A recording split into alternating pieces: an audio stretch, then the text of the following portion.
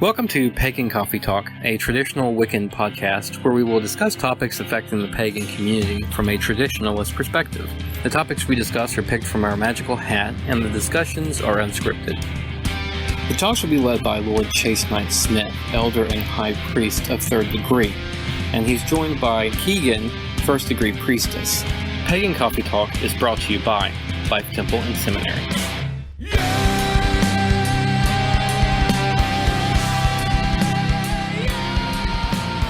Welcome to Pagan Coffee Talk. I'm Keegan, and as always, Lord Knight.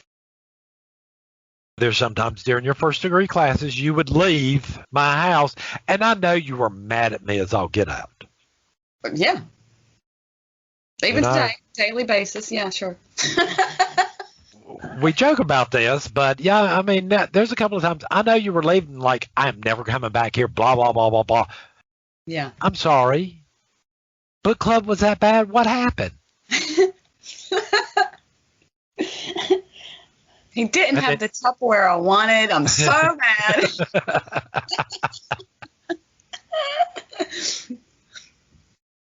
No, you can't hide it. No, you can't. I'm sorry. When you're looking for temples, when you're looking for covens, and you're looking for a teacher, you'll hear it's a mystery a lot. But if you start hearing it too much, and you're 6 months into your studies, and you're still hearing certain things are a mystery, I'd start kind of like raising my eyebrow there going, huh? Everything's a mystery? Everything's a mystery? Really? What's a mystery is this dog will not stop barking. Are you petting his head? No, he's just way hyper. Am I going to sit there and say all traditionalists are good? No. There's warning signs, things you need to look at.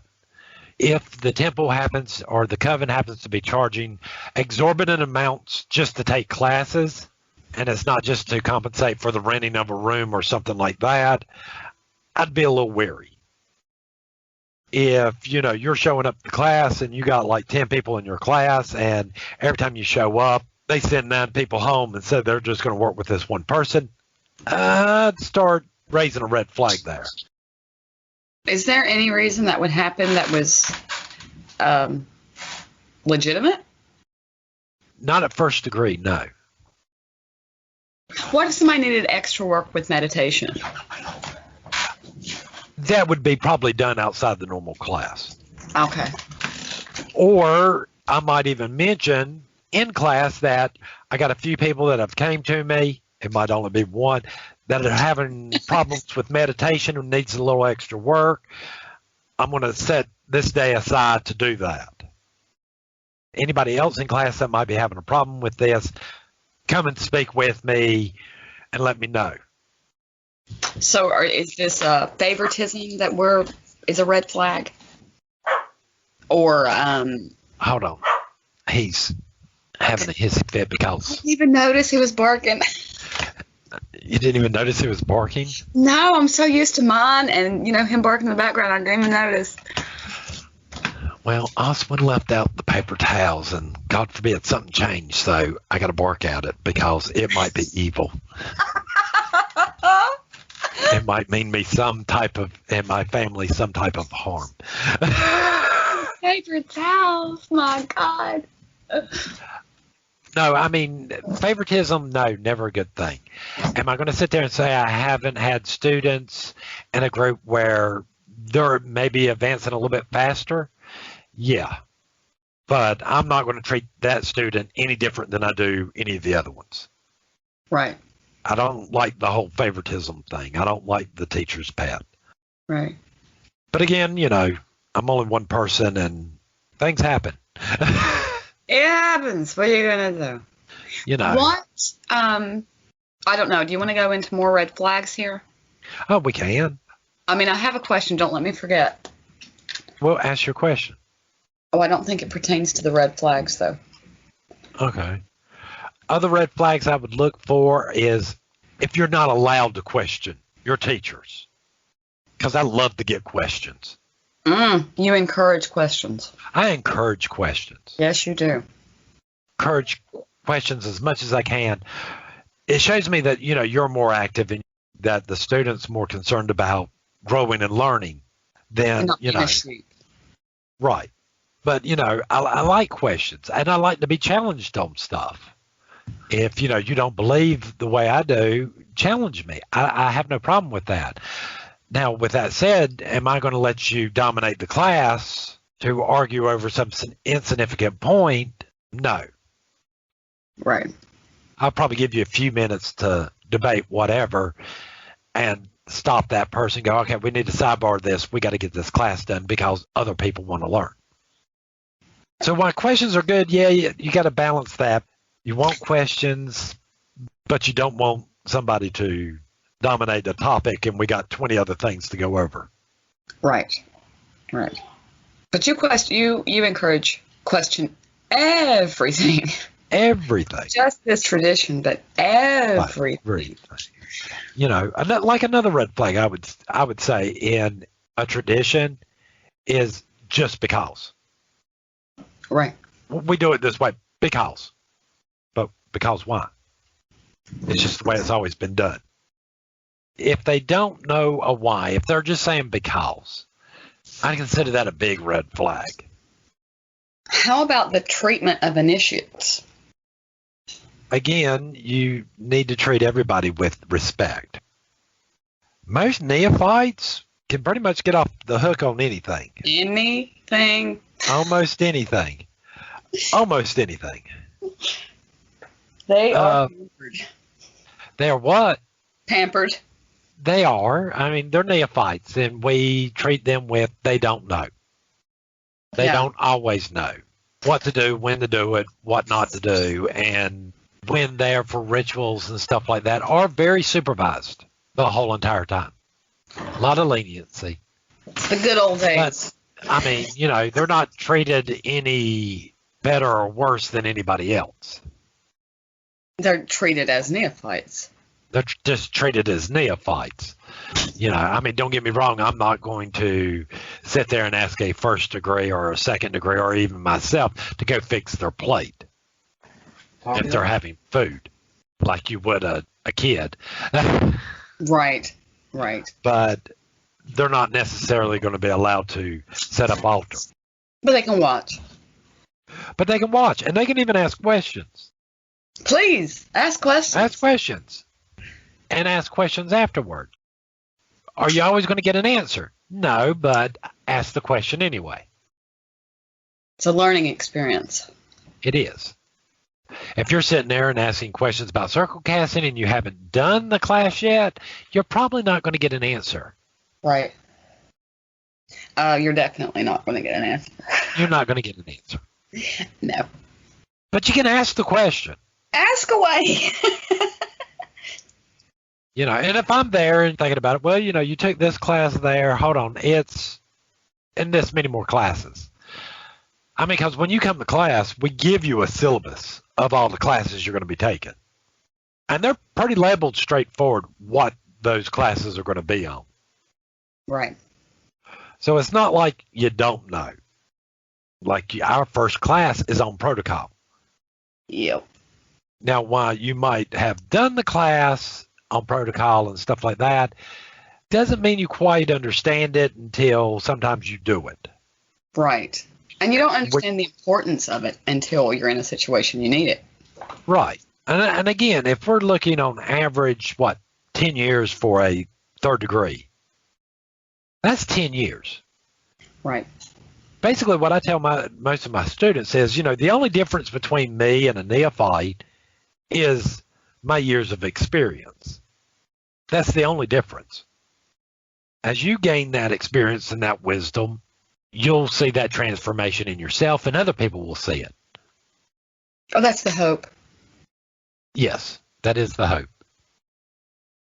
Again, if they're treating you badly, don't stay. Don't get me wrong, there's still some joking around and stuff like that, inside jokes, the kind of jokes you might hear at a family gathering.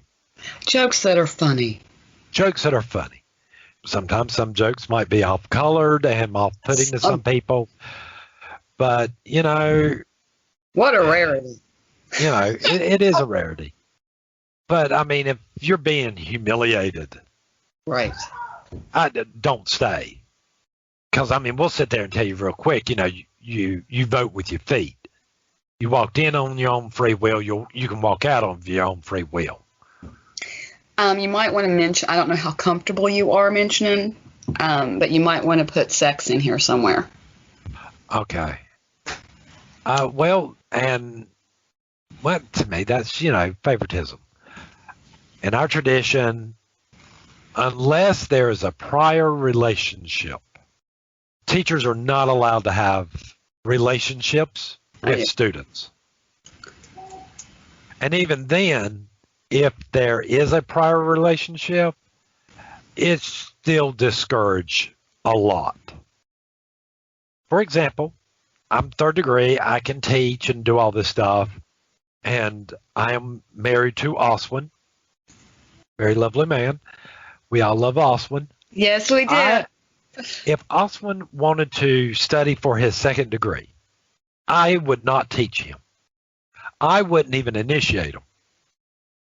Just because you're married to him? Just because I'm married to him. Is that because of favoritism? Yeah, that it could be seen as favoritism. So someone looking for even though according to our bylaws, there's a previous relationship there, very well established. What are we, 27 years now? 28, 27? I don't know. So long Even though there is a prior relationship there and the rules allow it, I'm not going to do it. And Lady Abba does the same thing. Sabathiel, who she's married to, is a first degree. He's doing his second degree studies under me, not her. And that's solely because of the favoritism thing. Right. So that's a big one with you guys then in our tradition. Yes. In our tradition, it's a big thing. We shy away from that big time because we take a lot of time and effort to teach people and to work with them. And I don't want anybody to sit there and go, well, Sabathiel got it just because he's married to. That's not the case. Right. In this tradition, everyone earns. Yeah. If and when he gets his second degree, it's going to be known that he knows what he knows. It's by merit. It's by merit, not because he's married to the high priestess of the temple. It's what he knows, not who he knows. Right. So no favoritism there. We don't like it. I hate it. Ain't happening. Ain't happening. This is something I will stomp up and down and get on my little soapbox about and stomp my foot repeatedly over. Well, it's not just you. I don't think there's anybody in the coven who, would disagree with that. Well, I hope not. Not being allowed to visit other temples. It's another good one. It is another good one. I mean, I encourage that all the time. Yes, you Go do. out, experience. I'm not telling you to go out and join them and whatever. I'd like to keep my people here with me as much as I can. Just get out in the pagan community. Get out there in the pagan community. Go talk to other people. Visit other temples. Go to other people's rituals if they'll let you. Don't just experience this. Learn and grow. Please learn and grow. Again, which we've mentioned earlier in this podcast, you're studying for your second degree. And you picked a specialty in, herbalism. I am not an herbalist by any stretch of the imagination. I know enough to be dangerous. All right, but you were encouraged to find outside sources that knew more about it than I did. Oh, yeah. Oh, yeah. And there's no problem with that. You've always encouraged, at least me, you've always encouraged me to get out in the pagan community, see what's up, what's happening, what's going on. Yeah. Don't make me look bad, but get out please, there. Get out there. Don't go around be all snobbish and stuff like that. Talk to people. Right. Represent. Don't give away our mysteries or, start teaching when you're not allowed, but get out there, communicate. Yeah, you're a big advocate for that. It helps.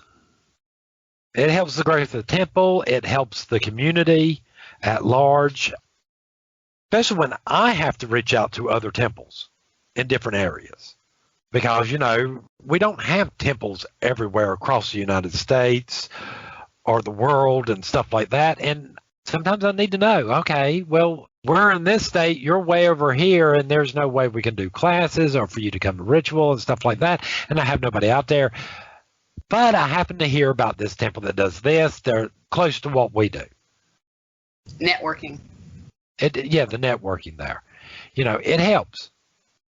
Sometimes it helps, the other way around because they might have somebody here that calls there and go, no, hey, guess what?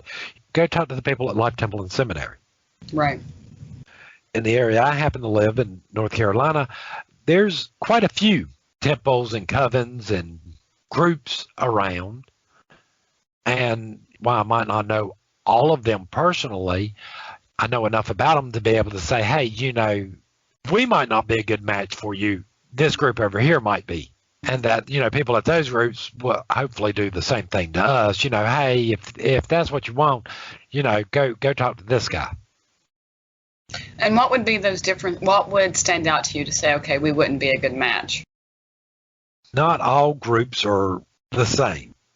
We are a traditionalist coven. Again, there are some expectations and some rules there. Nothing I think that is dramatic, but some people might want something a little bit more freeform. More eclectic. More eclectic than just this way or studying this tradition. And I would send them to that. If you're Dianic, because we're not, we do have both male and females here. So, yeah, I might send you to a Dianic group. Because my personal feelings on there's nothing wrong with these other traditions. And being a student, it's better for you to be in a place where you're comfortable and you feel like you can spiritually grow the way you need to than just settling on us. What about the foundation? Say I started studying under Alexandrian or Crowley, and I came to you and said, I'd like to study under you. Would you search for a different coven that would fit my needs, or would you teach me anyway? It would depend. I mean, if you're insistent that I be the one to teach you, I'd teach you. But if you think when I teach you, I'm going to sit there and argue our tradition versus Alexandrian or Gardnerian, I'm not. I'm not going to sit there and debate the two different traditions because to me, both of them are just as valid. Our tradition, their tradition. And as long as in temple functions, if I did what I'm supposed to do, then in my own home I can do it however I... Well, I mean, I will even go as far as this. You being Alexandrian or Gardnerian, if you wanted to do a Gardnerian ritual and you were at the level where you could, do rituals, and as long as it was approved, you could probably even do that ritual. But we would sit back and probably put some restraints on there. Well, we're going to cast circle our way, but the body of the ritual or the meaning behind it can be of Alexandrian style. That's very lenient, considering people have such a different opinion on traditionalists. I don't see it lenient. I mean, again, I'm not sitting here saying that our tradition is the only tradition. It's not. I respect Alexandrians just as much as I do Gardnerian, just as much as I do our own tradition. The only thing I'm saying is I just need you to keep some of the format the same. Especially if you have neophytes there. Yes, especially if we have neophytes there, especially if we got first degrees there. As a group, we're going to do these quarter calls and that's it. Right. They're confused enough already. Right.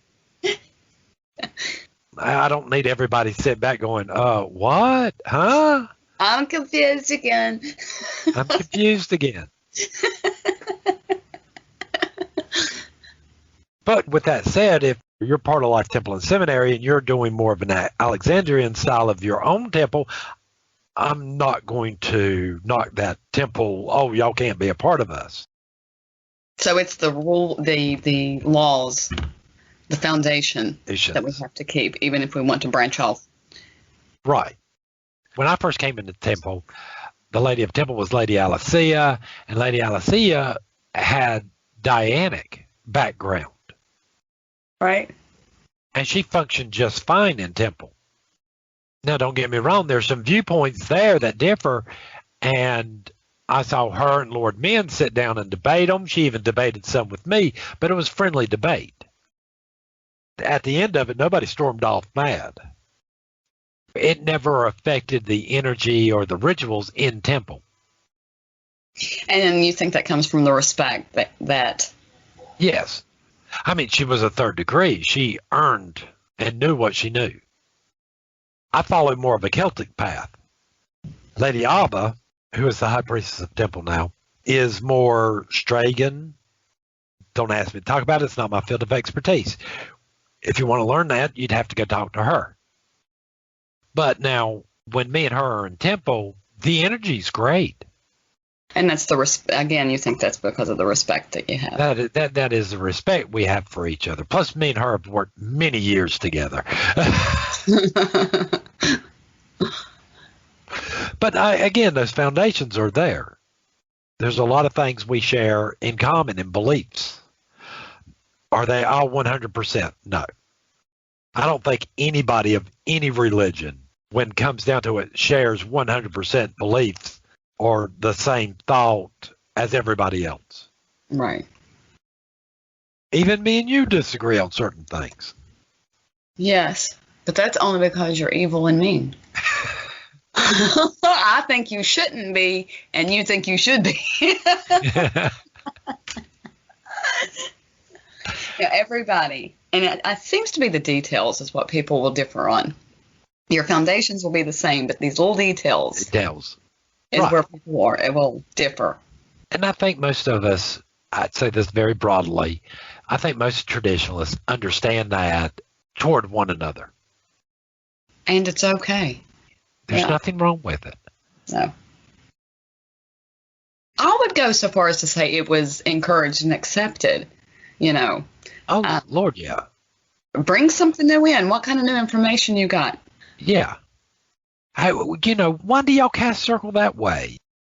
It might not be something we might incorporate into temple, but hey, it's nice to understand where y'all's logic is behind there. Yeah.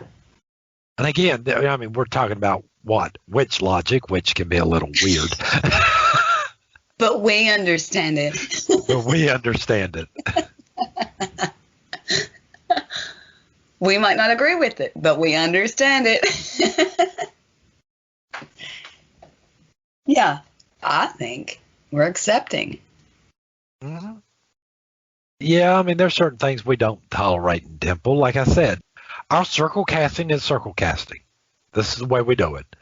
Again, we're not saying it's the only way, but this is the way we're going to do it as a group. Right. And I'm sorry, if you just find just circle casting too confining, maybe you shouldn't be part of a traditionalist group. Yeah, you probably shouldn't. Not for you. But I don't consider circle casting that big of a deal to make or break joining a temple or not, or a coven or a group. Would be the deal breakers for you? Or do you think should be the deal breakers? Not knowing why. If any of my students come to me and say, hey, I believe this, blah, blah, blah, and I go, well, why? And they say, because I read it out of this book, it's not going to go well. No. I don't believe just because this person said it, or just because I say it, or just because Lady Alba said it, or it was out of this book and this person's written 15 billion books or whatever. I don't care. Right. I want to know why you think it should be that way. Why you believe in that. Right. And why you're doing what you're doing. Right. Not just because somebody told you to. Right.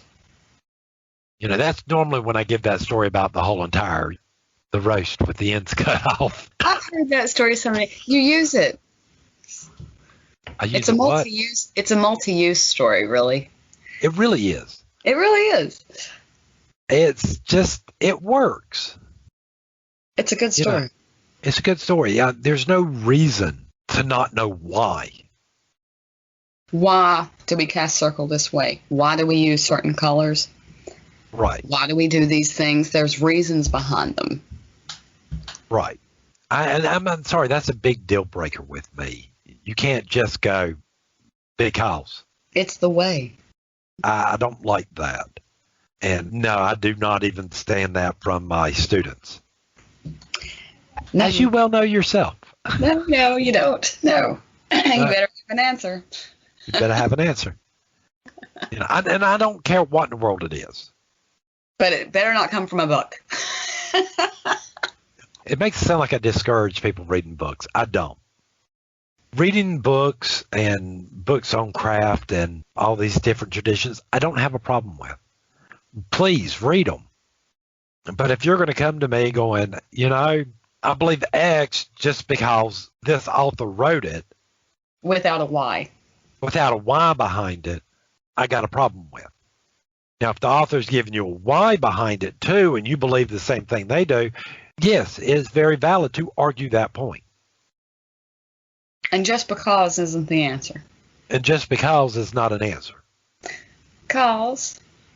For example, I'm going to use these particular stones to represent the quarters, and I'm going to ask you why. And if you just sit there and go, well, I read it out of this book, and this is what they said to do, well, why? I have no idea. It's just that's what they said they do. Then why are you doing it? Then why are you doing it? Well, I like the author. I like their tradition, blah, blah, blah. But you don't know their tradition. All you know is that they do it. This is where I see a lot of problems with pagan books on tradition, is, again, those mystery traditions. You're not allowed to write them down. Mm-hmm. So they can't. So if I was to write a book on our tradition, I'm going to be leaving a lot out. It's going to be the whys, and it's going to be those things of why we do it that way. It's just going to be, hey, we do this. And you're never going to know why. So when you read these books, you got two options. Either A, they are initiated and they can't tell you, so there's this big void in the book, mm-hmm. or they never were initiated and they don't know the mysteries and they just know what's done. And they don't know the whys. I mean, I don't know about you, but hence the reason I did hunt down a traditionalist. When I did finally hunt down Lord Men to teach me, because I kept on reading these books and I kept on seeing these gaps. Why is that way? Why do you keep on saying this over and over again? You're not telling me why. I was going to ask you what made you take the path of traditionalist. Well, I guess I just answered that. You sure did. You sure did. I mean, I wrote it down and everything. I was going to ask you that. But I mean, that's why I did it, because once I started taking the classes and, Lord Men sat down with me going, okay, here's this, and this is why this is. I'm like, oh, that makes so much better sense. Right. Some of them, I'll be honest with you, a few I did figure out on my own, but hearing him explaining, I'm like, oh, I was right about that. No, it was never actually in the book, but it was just the way it was I was starting to think. Right. Just reading the book means you can't discover the mysteries? No, it just might take longer. Much, much, much longer. Than actually having somebody sitting down teaching you going, yeah, that's all this is. I mean, because you don't know. I sit back and I've joked for many years that when I pass, that some people get a hold of my writings and wind up with the holy sacred chicken salad recipe.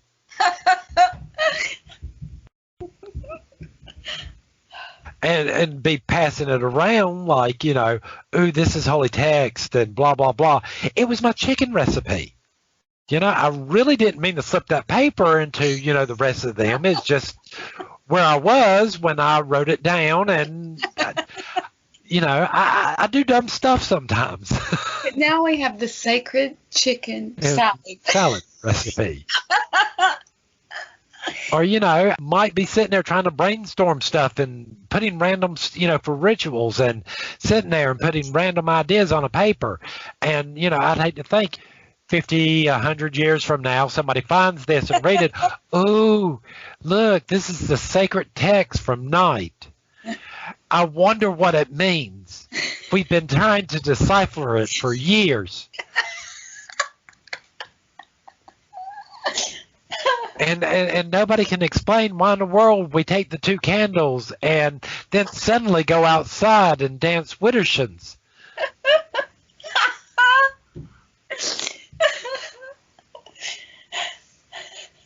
But we do it anyway.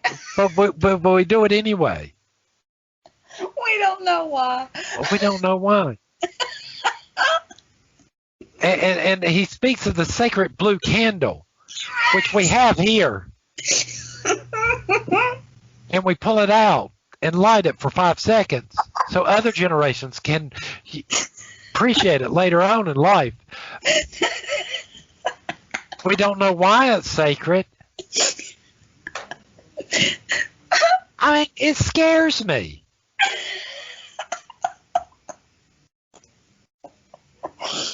Control yourself. When I would talk to Lady Abba about this, and Lady Abba, I swear, for the longest time, she thought I was nuts about this. And she was like out on Craigslist or something.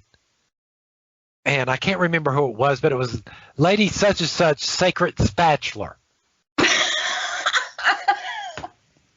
I knew it was an exorbitant amount for this woman's spatula. And she was sitting back going, what? First of all, if it's a real ritual tool, why are y'all selling it off?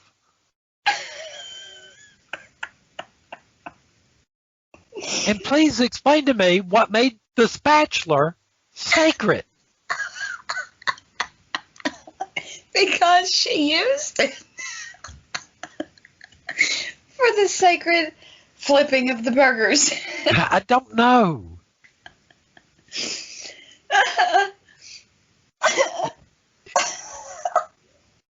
You know, I do think there's a tendency in this religion to make items sacred or something because they were owned by Lady such and such or Lord such and such. And, you know, I'd hate to think I reincarnate in 100 years and they're carrying around my ink pen. Ooh, this is the sacred ink pen. What are y'all talking about?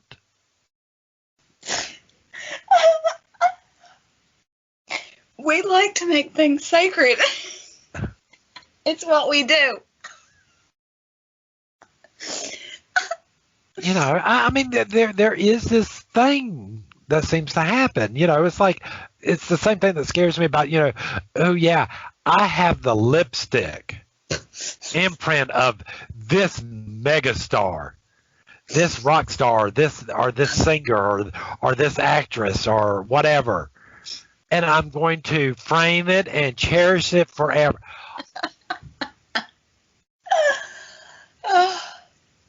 And I'm sorry, I'm sitting back thinking, okay, if there's anything I do like that, where somebody's going to be, you know, cherishing something, the sacred Kleenex I blew my nose on. What were y'all thinking?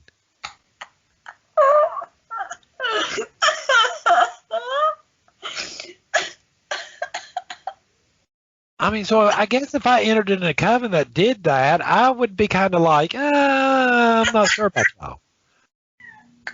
I mean, don't get me wrong. If you sit there and go, oh, here is Lady such and such Book of Shadows. Okay, this I can understand. But then on the other hand, if I get to read it and look through it, I'm going to take it with a grain of salt too. Because it was hers. Because it was hers. I mean, if anybody was to read my Book of Shadows, they'd be like, what the, huh? The hell's he talking about? What is he talking about? And my only hope is I've taught enough people to go, no. Just put the book down. And forget you even saw that. Just put it back. Put it back. That was his random thoughts and his feelings at the time of doing stuff. Just don't open it again. We keep that book closed. Or if somebody reads through it and they are reading through it and they start asking questions, the people under maybe go, that was Knight's Book of Shadows. Take it with a grain of salt. Okay, make it a whole bushel of salt, something. Here's a cup. I'm setting it right beside you to remind you. If you think you're going to find some sacred text there that, the rest of us don't already know about, I doubt it. But good luck to you. But good luck to you.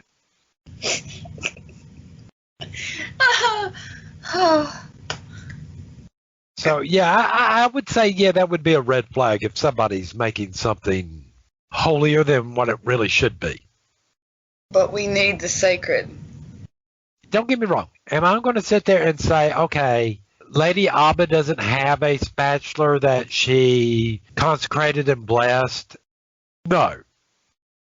Am I going to put it up on eBay on an auction block and try to sell it off? No. Unless she specifically says, hey, I want somebody to have this when I pass. That's it. The sacred spatula. Sacred tissue. Sacred tissue. Again, I know, but I'd hate to think somebody gets a hold of my robes. Oh, these are his robes. We light candles in front of it to honor him, and we've had it placed in this glass protective, airtight thing. What the hell is my freaking robe? Don't open that bag too often. It still smells like him. We have to keep the smell in. The sacred smell. Why didn't y'all burn it when y'all did my death rites or whatever? Say, wouldn't you be wearing? I'm confused. Again.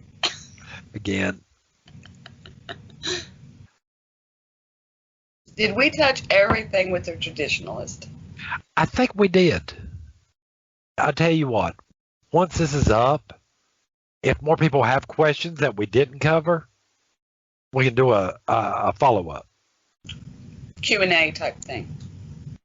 Right.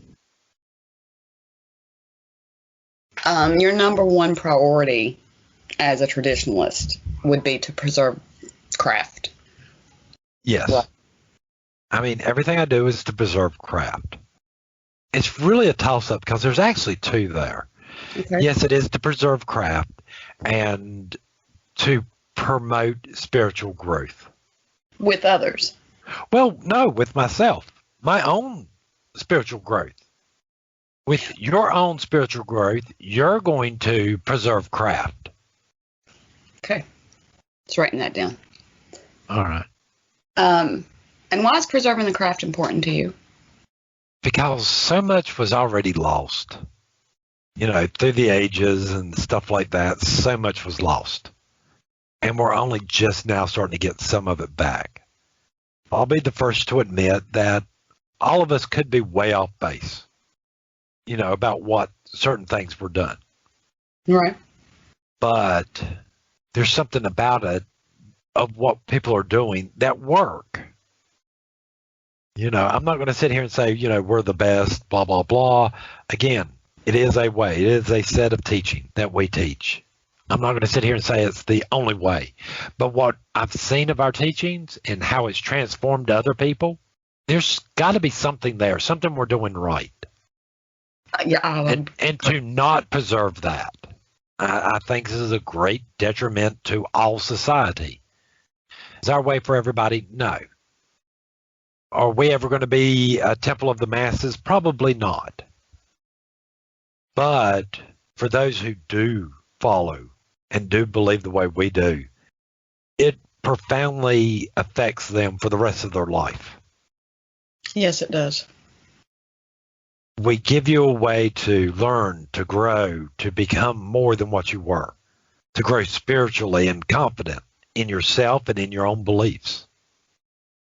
Who wouldn't want to preserve something like that? It's a good answer.